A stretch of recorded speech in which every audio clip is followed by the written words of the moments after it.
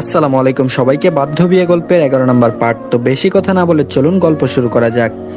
নাফিসা অবাক হয়ে তাকিয়ে রইল সাইমনের দিকে। তারপর মনে মনে বলল, এত বড় গম্ভীর মানুষ তাকে এভাবে বিনয়ের সাথে সরি বলছে। মনে মনে বুকের ভেতর হালকা কম্পন নিয়ে কিছু একটা বলতে চাইলেও গলা আটকে গেল, শব্দ যেন ঠিক মতো বেরোতে চায় না। তারপর হঠাৎ ওই মাথায় এক চিন্তা এলো, সে কি ঘুমের মধ্যে কিছু বলে ফেলেছে? ভাবনাটা আসতেই ঠোঁট শুকিয়ে গেল, অবচেতন এক ঢুক গেল নাফিসা। সাইমন তখনও তার দিকে তাকিয়ে যেন নিজের অজুহাতটা আবারও পরিষ্কার করতে চাইছে, কিন্তু সে নিজে আবারও ভাবছে যে এত সাফাই দিতে যাচ্ছে কেন। নিচু গলায় ধীর স্বরে বলল, এই পিচ্ছি, আমি সত্যিই জানি না কিভাবে এখানে শুয়ে পড়েছি। নাফিসা আস্তে আস্তে মুখ তুলে তাকালো, চোখে ভয়ের বদলে এবার যেন একরকম নির্ভরতার ছাপ। মিনমিন করে বলল, আমি আপনাকে বিশ্বাস করি, আপনি ইচ্ছা করে এখানে আসেননি, আমি বুঝতে পেরেছি। কথাটা শুনে সাইমনের চোখ সামান্য ছোট হয়ে এলো। সে মুগ্ধ হলো, আবার বিস্মিতও। এই ছোট্ট মেয়ে এত ভারী কথা বলে কিভাবে? ঠিক তখনই গত রাতের একটা ঘটনা ঝলসে উঠলো তার মনে। নাফিসার কণ্ঠে উচ্চারিত শাহিন মামা নামটা। সেই শব্দ মনে পড়তেই তার মাথায় যেন আগুন জ্বলে উঠলো, চোখে একরকম তীব্রতা এসে গেল, মুঠো শক্ত হয়ে গেল। হঠাৎ করে স্বর বদলে গিয়ে কড়া স্বরে বলে উঠলো, শাহিন মামাকে? প্রশ্নটা শুনে নাফিসা চমকে উঠলো, মুহূর্তের জন্য শ্বাস আটকে গেল, বুকের ভেতর ধুকপুকানি বেড়ে গেল, আর ঠোঁট কাঁপতে লাগলো। চোখে ভয়ের ছায়া আরো গাঢ় হলো। অবশেষে খুব ধীরে, প্রায় ফিসফিসিয়ে বলল, আপনি ভুল শুনেছেন, কেউ না। ঘরের ভেতর হঠাৎ যেন হাওয়া ভারী হয়ে এলো। দুজনেই চুপ, কেউ আর কোনো কথা বলছে না, কিন্তু নীরবতার ভেতরে জমে আছে হাজারো প্রশ্ন, হাজারো উত্তর, যেগুলো কেউ উচ্চারণ করার মতো সাহস পাচ্ছে না। সাইমন কিছুক্ষণ নাফিসার চোখের দিকে তাকিয়ে রইল। চোখের ভেতরে সে বুঝে গেল নাফিসা কিছু বলবে না, বললেও সত্যটা বলবে না। সে এখনোই ঘাটলো না বিষয়টা। সে ধীরে ধীরে বিছানা থেকে নামলো। পায়ের শব্দ খুব মৃদু, যেন ভোরের নীরবতা ভেঙে না যায়। দরজার দিকে কয়েক পা এগিয়ে থেমে গেল। কি মনে করে আবার ঘুরে দাঁড়ালো। চোখের এক কোণে দৃঢ়তা নিয়ে নাফিসার দিকে তাকিয়ে বলল, আজ স্কুল থেকে আমি তোমাকে নিতে যাব, রিসার সাথে আসার দরকার নেই, মনে থাকবে? নাফিসা বিস্মিত দৃষ্টিতে তার দিকে তাকালো। কিছু বলতে গিয়েও থেমে গেল। মনে মনে ভাবলো, আবার কোথায় নিয়ে যাবেন আমাকে? কিন্তু প্রশ্নটা মুখে আনলো না। তার নীরবতা সাইমনের চোখ এড়ালো না। এক চিলতে বিরক্তি মিশ্রিত ঠাট্টা স্বর নিয়ে বলল, এই পিচ্ছি, সবসময় কি ভাবো? এত ছোট মানুষের এত ভাবনা ভালো না। আর একটা কথা, এত ভারী কথা বলাও ভালো না। ছোট মানুষ ছোট মানুষের মতো থাকবে, ছোট মানুষের মতো বিহেভ করবে। এত ভারী কি কথা, ভারী কি ভাবনা আমার পছন্দ না। ছোট মানুষের মতো কথা বলা আর ব্যবহার করার অভ্যাস করবে, ওকে? নাফিসা হা হয়ে গেল। এটা কেমন কথা? সে তো এমনই। তার চিন্তা, তার ভাষা সবসময় একটু গভীর। এবার কেমন করে সে ছোট মানুষের মতো আচরণ করবে সে বুঝে উঠতে পারলো না। সাইমনের কথা তার মাথার উপর দিয়েই চলে গেল। দরজা বন্ধ হতেই নাফিসা এক দীর্ঘশ্বাস ছাড়লো। মুহূর্তে মনে হলো এতক্ষণ সে যেন শ্বাস আটকে রেখেছিল। এই লোকটার সামনে এলেই তার ভেতরে অদ্ভুত এক অনুভূতি হয়, মিশ্র ভয়, অস্থিরতা আর অন্য কিছু, যা সে নিজেও ঠিক বুঝে উঠতে পারে না। তার উপর ভাবতেই শরীর গরম হয়ে উঠলো। সে তো এই লোকটার সাথে জড়িয়ে সারা রাত কাটিয়েছে। ভাবনাটা মাথায় আসতেই লজ্জায় গাল লাল হয়ে গেল। বুকের ভেতর হাঁপপাস শুরু হলো। সে কিভাবে পারলো? এগুলো ভাবতে ভাবতেই তার চোখ ঘড়ির দিকে গেল। নামাজের সময় হয়ে গেছে। তাড়াহুড়া করে উঠে ওন্নাটা ঠিক করলো। তারপর অজু করতে চলে গেল।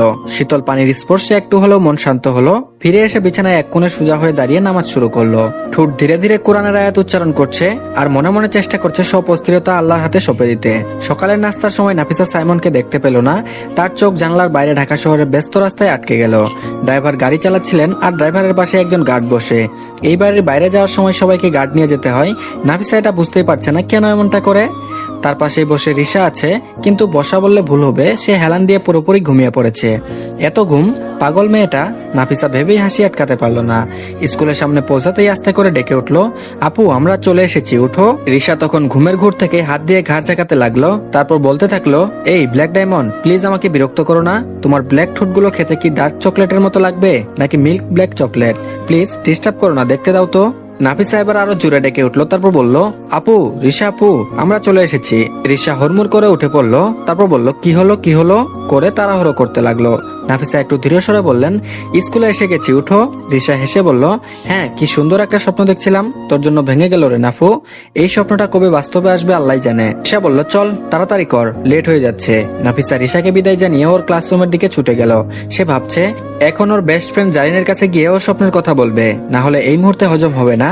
আর এদিকে প্রতিদিন ওই নাফিসা রিসার নতুন রূপ দেখে মুচকে মুচকে হেসে ওঠে। সে আজও রিসার এমন তাড়াহুড়া দেখে মুগ্ধ। ঠিক তখন ওই পাশে এসে দাঁড়ায় মেহেরিন। তারপর বলল, কিরে নাফু, মিষ্টি মিষ্টি হাসছিস কেন? নাফিসা চমকে তাকিয়ে হাসি মুখে বলে, আসসালামু আলাইকুম। মেহেরিনও কানে হাত দিয়ে বলে, ওয়ালাইকুম আসসালাম। মেহেরিন বলল, চল দেরি হয়ে যাচ্ছে, ক্লাসে যাই আমরা। দুই বান্ধবী হাত ধরে ধরে ক্লাসের দিকে এগোতে থাকে। ক্লাসে ঢুকে ওদের বেঞ্চে হঠাৎ ধপাস করে ব্যাগ রাখলো মেহরাব। তারপর বলল, হাই কিউটি নাফিসা।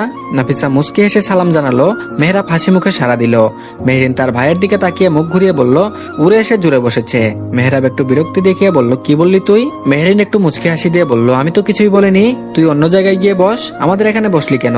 মেহরাব বলল, আমার ইচ্ছা, তোর কথায় বুঝতে হবে নাকি কোথায় বসবো আর কোথায় বসবো না। তাদের কথা কাটাকাটির মাঝে ক্লাসে এসে উপস্থিত হলো টিচার। ক্লাসে হালকা গুমট গরম, জানালার ধারে পাখাটা কটকট করে ঘুরছে, কিন্তু তাতে খুব একটা ঠান্ডা মিলছে না। সামনে টিচার হোয়াইট বোর্ডে চোখ দিয়ে বড় বড় করে লিখে যাচ্ছেন, গলা স্বরে টানা টানা একঘেয়েমি। তারপর বলল, তো এই টপিকটা কিন্তু তোমাদের এক্সামে আসবে। সবাই খাতায় কিছু না কিছু লিখছে, কিন্তু পিছনের কর্নারে বসে থাকা রিশা আর জারিনের খাতা একদম ফাঁকা। ওরা একেবারে অন্য এক দুনিয়ায়। রিশা হালকা ঝুঁকে ফিসফিস করে বলল, শোন, কালকে রাতে আমি একদম ঠিক করে ফেলেছি, ব্ল্যাক ডায়মন্ডকে প্রপোজ করব।